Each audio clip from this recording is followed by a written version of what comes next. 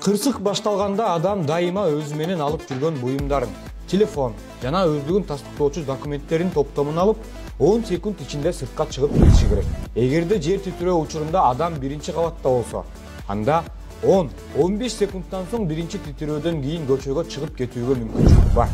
Жер титирөө учурунда адам экинчи кабатта болсо, бөлмөдөгү эң коопсуз жерди табуу, бурч, столдун асты жана башка сыяктуу жерлерди табуу керек.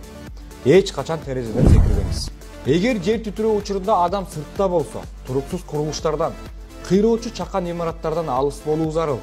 Ачык жерге качып, көрүнөк жарнактардан, күркөлөрдөн, аялдамалардан да алыс болууга аракет кылыңыз. 1-3 балга жеткен титирөө билинер билинбес өтөт. Ал эми 4 балдан өйдө катталган жер титирөө олуттуу кыйроолорго алып келет. Жер титирөөдө ошондой эле өрт учурунда эч качан лифт колдонууга болбойт. Тепкич менен гана түшүү керек.